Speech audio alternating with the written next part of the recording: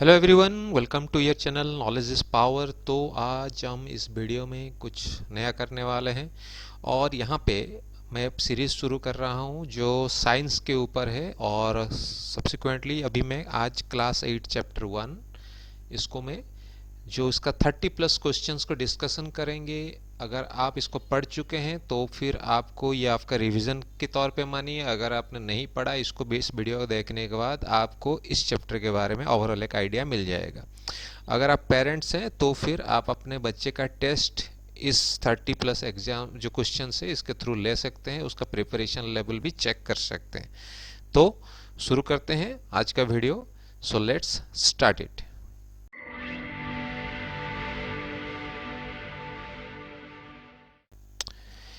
तो क्वेश्चंस को जाने से पहले मैं आपको बता देता हूं, क्योंकि ये chapter mainly crop production and management के ऊपर है, यानी खेतीबाड़ी के ऊपर है। तो फिर यहाँ का कोई भी एक नॉर्मल एग्रीकल्चर प्रोसेस है, उसका खेतीबाड़ी में क्या क्या आपका मेन स्टेप्स होता है। कोई भी आप अगर फार्मिंग करते हैं, खास करके एग्रीकल्चर का, तो फिर आपका प्रोडक्शन में क्या क्या प्रोसेसेस होता है उसके बारे में हम डिस्कशन करेंगे। तो पहला आपका प्रोसेस में है प्रिपरेशन ऑफ सॉयल, यानी कि आप जो मिट्टी है उसको प्रिपेयर करेंगे खेती के लिए। तो पहले मिट्टी को हल्का करना पड़ता है, यानी कि मिट्टी को लूज करना पड़ता है। एक जो प्रोसेस है या तो प्लॉइंग के थ्रू होता है या फिर टिलिंग यानी कि जो मैकेनाइज्ड वे में करते हैं ट्रैक्टर के थ्रू, उसको टिलिंग बोला जाता है।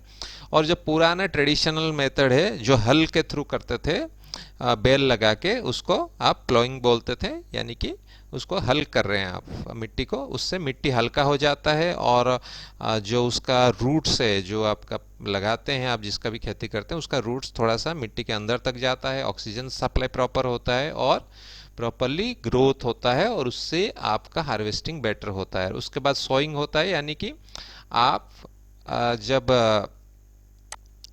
आप उसकी जो सीड्स है उसको लगाते हैं, उसको सोइंग बोला जाता है। तो as you sow so you reap, आप जो एक कहावत है, आप जैसे बोओगे वैसे काटोगे। तो उसी के हिसाब से नेक्स्ट स्टेप होता है एडिंग मैन्योर और फर्टिलाइज़र, यानी कि उर्वरकता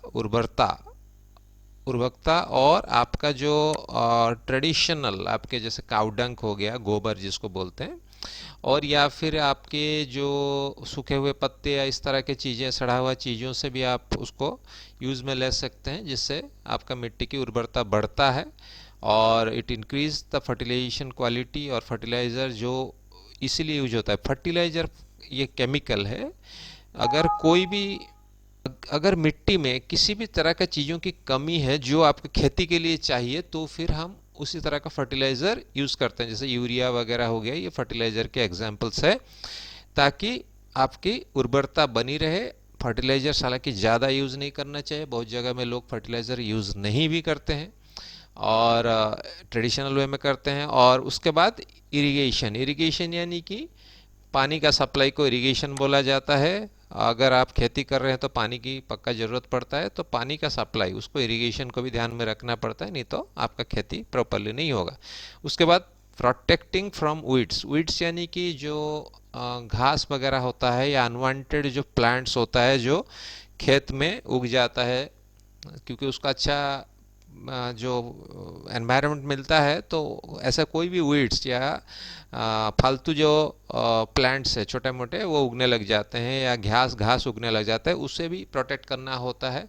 क्योंकि उसको मतलब उससे आपको जो खेती को प्रोटेक्ट करना होता है, क्योंकि वो सब उगेगा तो आपका जो भी फर्टिलाइज़र है या मैन्योर है या फिर पानी दे रहे हैं वो सारे खींच लेंगे। तो आपके जो मेन खेती है उसको आपको वो सब मिलना कम हो जाएगा। इससे आपकी खेती की जो गुणवत्ता कम हो जाने से आपके हार्वेस्टिंग में भी कमी आएगा। उसके बाद आपके हार्वेस्टिंग होता है, जब आपकी खेती पक जाता है तो हार्वेस्टिंग होता है और उसको प्रॉपरली स्टोरेज किया जाता है, प्रॉपरली ड्राई प्लेस में स्टोर किया जाता है, एज पर आप कौन सा खेती कर रहे हो। ठीक है, तो ये मेनली प्रोसेस है, इसी सब के ऊपर क्वेश्चन है और इसके इर्द गिर्द भी क्वेश्चन है। टाइप ऑफ कितने तरह के आपके एग्रीकल्चर होता है या कितने तरह के खेती होता है, इस तरह का भी क्वेश्चन है। जो सराउंडिंग्स क्वेश्चन है इस चैप्टर में, वो आपके नेक्स्ट क्वेश्चंस में पूछा जाएगा। राइट, तो अभी हम शुरू करते हैं एक क्वेश्चन। तो पहला है paddy can be grown in which season. Paddy, paddy यानी कि राइस की खेती को पेड़ी जनरली बोला जाता है। और ये किस सीजन में होता है? मैं आपको 2-3 सेकंड देता हूं ताकि आप बोल पाओ, फिर मैं आंसर आपको दिखाऊंगा। तो जैसे कि पेड़ी आपका काफ़ी वाटर कंज्यूमिंग है, तो इसीलिए ये जनरली रेनी सीजन में ही किया जाता है। ड्यूरिंग रेनी सीजन ही ये किया जाता है पेड़ी की खेती। तो नेक्स्ट क्वेश्चन आपका, wheat can be grown in which season? जो आपका गेहूं है वो कौन से सीजन में जनरली किया जाता है? गेहूं के लिए पानी की उतनी ज़रूरत नहीं होती है, तो आप बताइए कौन से सीजन में होता है? ओके, अगर आपको आंसर के लिए थोड़ा टाइम चाहिए तो आप इस वीडियो को थोड़ी देर के लिए पॉज कर सकते हैं। ओके, तो मेनली विंटर सीजन में ही आपके गेहूं की खेती किया जाता है, राइट। तो next question, rabi crop can be grown in which season? Rabi फसल जो है, एक फसल की एक टाइप है, सीजन वाइज इनका फसल का नाम दिया गया है। तो रवि क्रॉप कौन से सीजन में होता है? ओके, तो rabi crop mainly winter season में ही होता है। जैसे सरसों का हो गया, और भी बहुत सारे चीज़ें होता है, जो एग्जाम्पल है मस्टर्ड, सरसों यानी मस्टर्ड। ओके, जैसे आप देखे होंगे पिक्चरों में भी, फिल्मों में भी, सरसों की खेती जनरली विंटर सीजन में ही होते हुए। तो which of the following is a rabi crop? इनमें से कौन सा रवि क्रॉप है? जैसे कि मैंने आपको आंसर पहले ही बता दिया हूं, आप बता सकते हैं फिर भी। ऑप्शन सी यानी कि mustard. Okay, so next, loosening and turning of soil is known as? जैसे मैंने बताया मिट्टी को प्रिपेयर किया जाता है तो लूज किया जाता है, ठीक है, उसको क्या बोलते हैं? उस लूजनिंग या टर्निंग ऑफ सॉयल को क्या बोलते हैं? मैंने आपको बताया था शुरू में, it is called what? Tilling, right, it is called tilling. Option A tilling.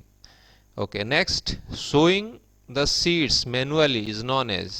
अगर आप रुआई कर, मतलब आपके उसका सीड को खेत में अपना फिजिकली खुद कर रहे हो, कोई बिना मतलब मैकेनाइज्ड वे में, तो इसको क्या बोला जाता है? बताइए। ओके, इसको बोलते हैं ब्रॉडकास्टिंग। ब्रॉडकास्टिंग बोला जाता है जब आप सीड्स को मैनुअली लगाते हो या खेती में लगाते हो ग्रो के लिए, तो फिर उसको ब्रॉडकास्टिंग बोला जाता है इंग्लिश में। Okay, the method of transferring seedling from nursery to field is known as? अगर आप कहीं एक पहले खेती किए, उसके बाद उस चारा को लेके या छोटा सा प्लांट को लेके आप उसको खेत में लगा रहे हो, तो इसको क्या बोलते हैं?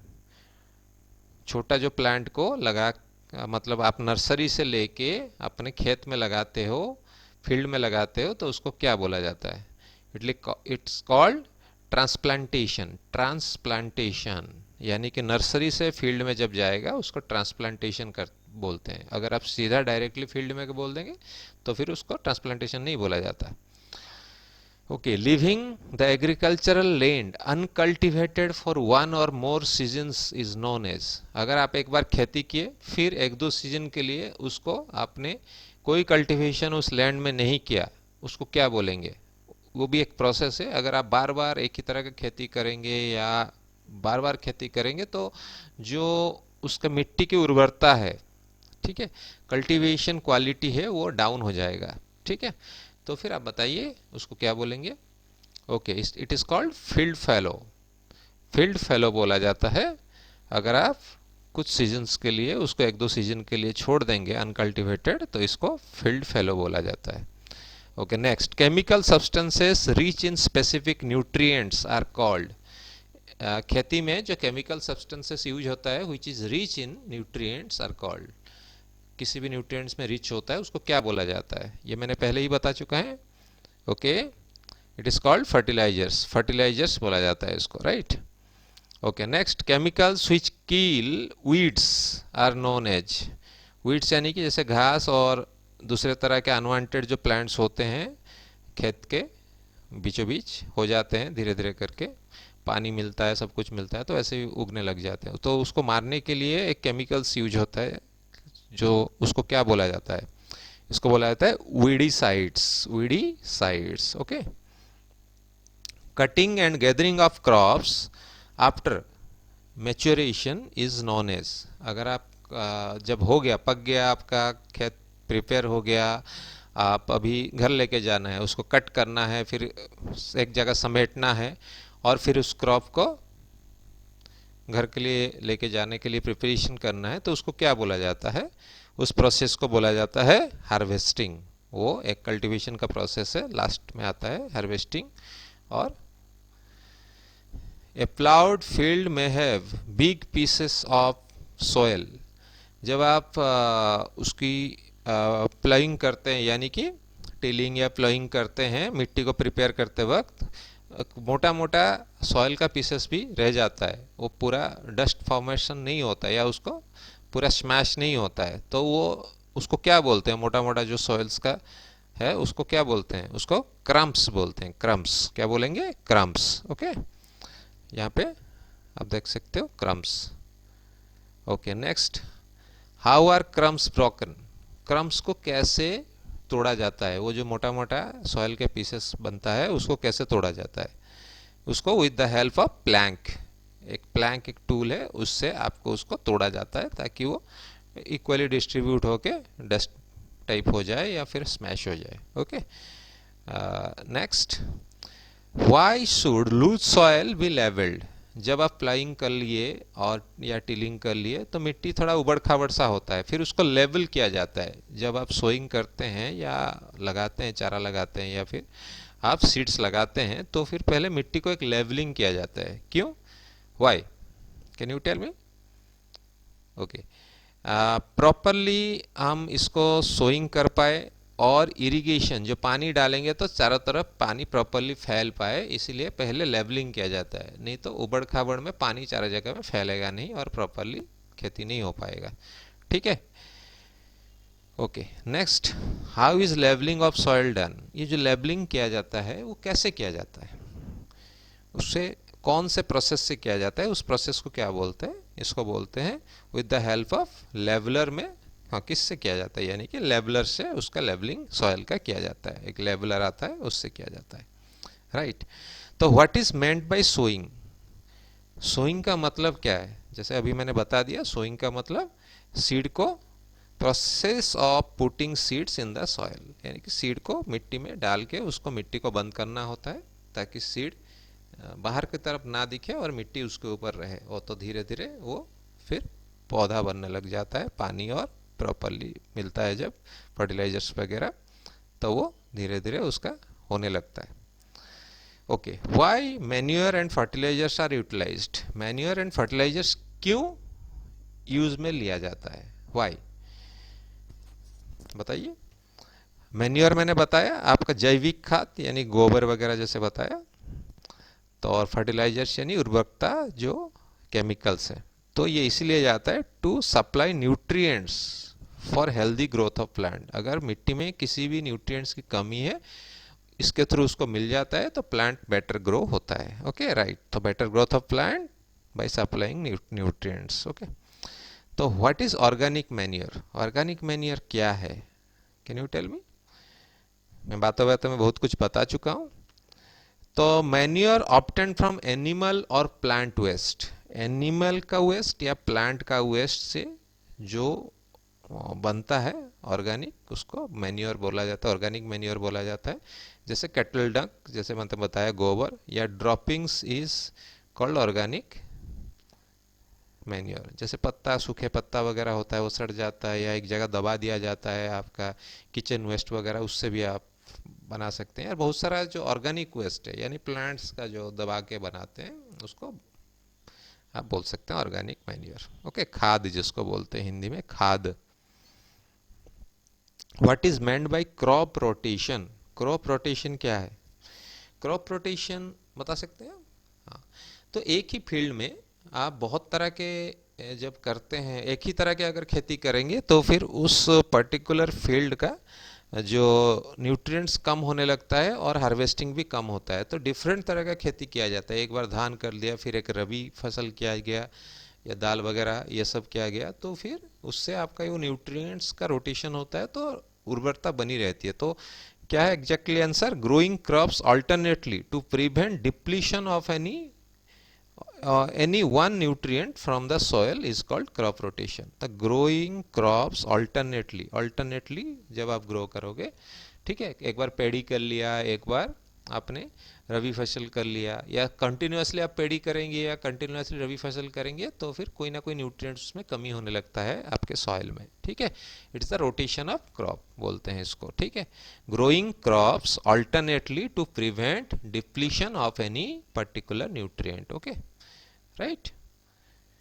Okay, what is meant by irrigation? Irrigation क्या है मैंने ये बता चुका हूँ। Irrigation is supplying water to the plants, okay, during the process of cultivation.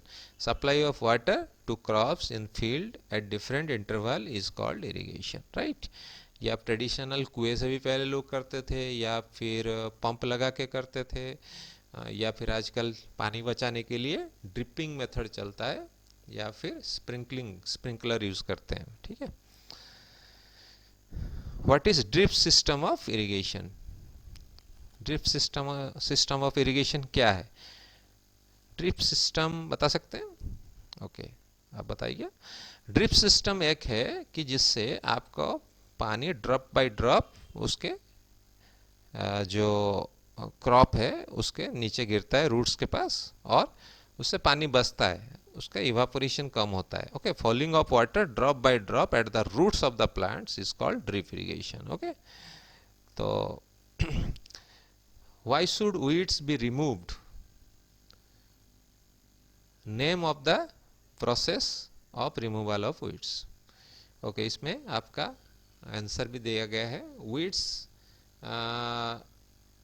क्यों उसको रिमूव किया जाता है? Weeds compete with the crop plants for water, nutrients, space, light.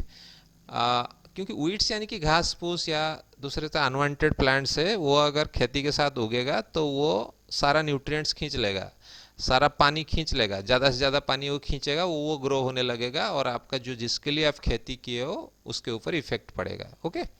तो weeding is the process of removal of weeds. ये जो घास फूस या अनवांटेड प्लांट्स को रिमूव करना, इसको वीड्स बोला जाता है, इसको वीडिंग बोला जाता है। इसको रिमूव करना अपने खेत से, अपने फील्ड से, उसको वीडिंग बोला जाता है, ठीक है।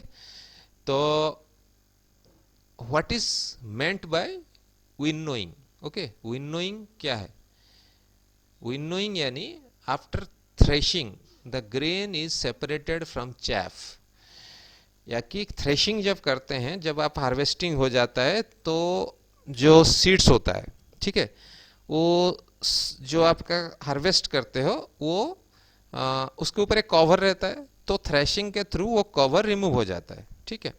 उसके बाद उस कवर को, यानी कि वो जो उसको उसको अपने जो ग्रेन से अलग करने का एक हवा मार के किया जाता है, हवा मार के उसको ग्रेन से अलग किया जाता है, तो चैफ, उसको चैप बोला जाता है।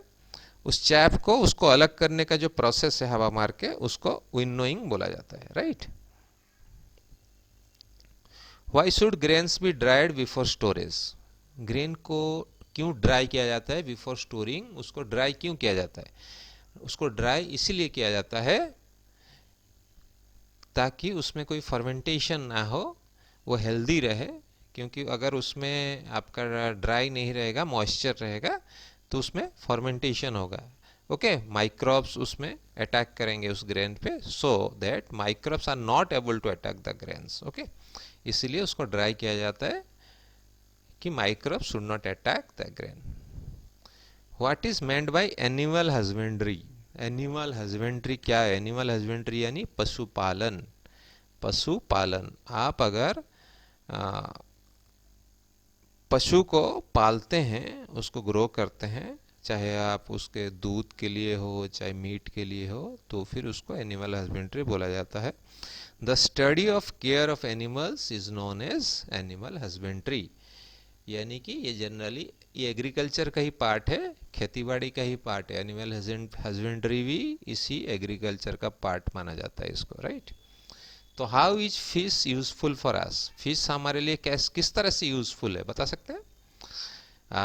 फिश जो है इजी टू डाइजेस्ट है, प्लस इसमें काफ़ी न्यूट्रिशियस है, हाईली न्यूट्रिशियस। फिश जो है it is highly nutritious and easily digestible food है। ओके, तो हमारे बॉडी के लिए अच्छा है फिश। तो what are fertilizers? Name two important fertilizers. Fertilizer क्या है? जैसे कि मैंने अभी तक काफ़ी बार बता चुका हूँ, ये उर्वरकता है।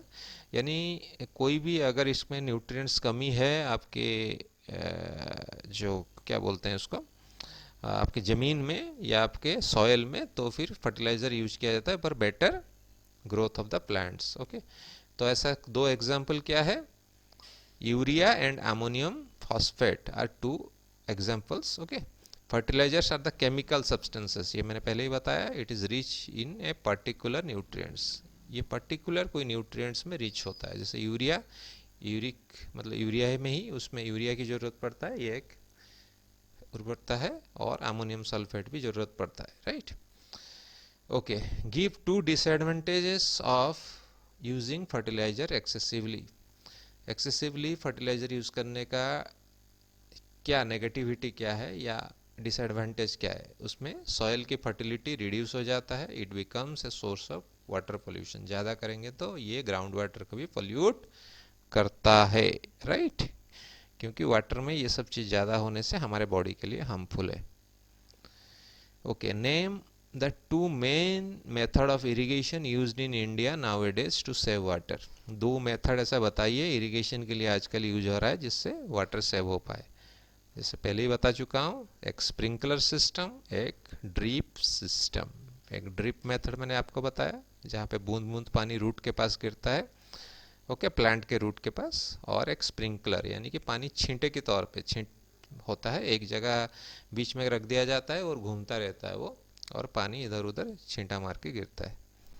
ओके, तो what is the advantages of using manure? Manure use करने का क्या, जैविक खाद यूज़ करने का क्या फ़ायदा है? What are the advantages? Manure improves the soil texture as well as it is water retaining capacity. इसका वाटर रिटेनिंग कैपेसिटी अच्छा है, ये सॉइल के टेक्सचर को इम्प्रूव करता है, ठीक है। तो सॉइल के बीच में थोड़ा गैप्स रहता है जिसकी वजह से वाटर भी होल्ड होता है और सॉइल हल्का हो जाता है, और प्रॉपरली ग्रोथ में मतलब इजी होता है, आपका काफ़ी हेल्प करता है। Okay, mention two important uses of tilling the soil. Tilling यानी क्यों किया जाता है, मानी मिट्टी को हल्का क्यों किया जाता है, मिट्टी को जो प्रिपरेशन किया जाता है क्यों किया जाता है, उससे क्या फ़ायदा होता है? It improves the air circulation, roots can penetrate deeper in the soil. मैंने शुरू में ही बताया था ये क्यों किया जाता है सॉइल को टिलिंग या प्लॉइंग, ताकि water circulation, sorry air circulation हो और रूट्स अंदर डीप जाए सॉइल में टू एक्सट्रैक्ट वाटर और proper growth of the plant. Okay, what are pesticide? Pesticide क्या है बताइए? पेस्टिसाइड क्या होता है? तो पेस्टिसाइड्स होता है कीटनाशक, हिंदी में बोलते हैं उसको कीटनाशक, यानी कीड़ा को मारने का। अगर कभी कभी कीड़ा हो जाता है, क्रॉप को बर्बाद करने लग जाता है, तो फिर पेस्टिसाइड्स का यूज होता है। They are chemicals use to protect crops from harmful organisms called pests. Okay, okay, difference between manure and fertilizer. Fertilizer और मैन्योर के बीच में क्या अंतर है? तो क्या अंतर है बताइए? मैन्योर, क्या क्या अंतर हो सकता है? एक ही अंतर नहीं है, काफ़ी अंतर है। तो एक तो ये नेचुरल है, वो केमिकल है।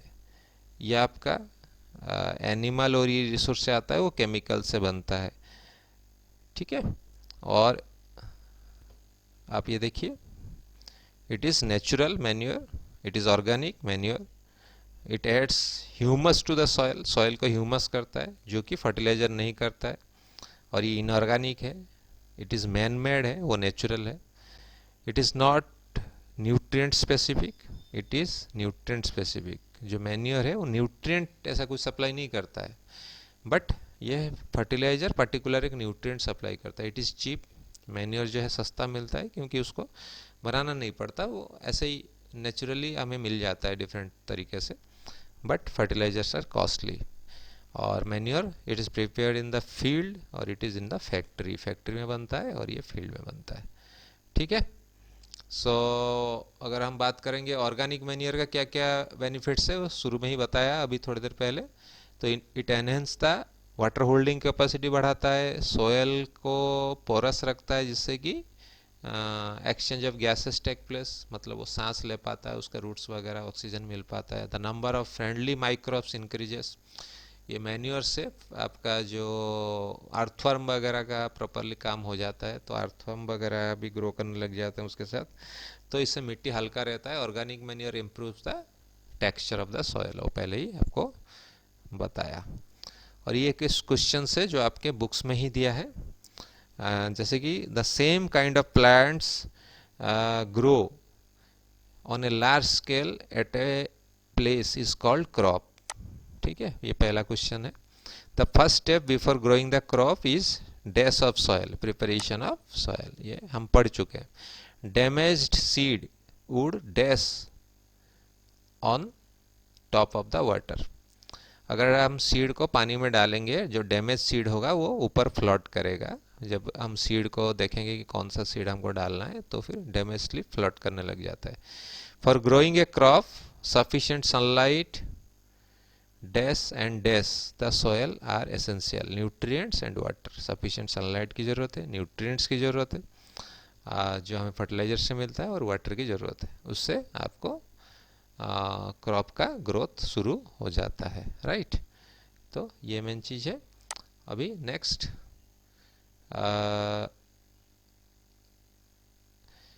कौन से टाइप का क्या है, ये एक आपका क्वेश्चन में ही है बुक के। तो खरीफ क्रॉप्स ये क्या है, पेडी एंड मैज है, तो ये खरीफ में आता है। और रबी क्रॉप्स कौन सा होता है, व्हीट, ग्राम, पीस, ओके, मटर वगैरह, व्हीट में यानी कि आपका गेहूं वगैरह, ये रबी में आता है।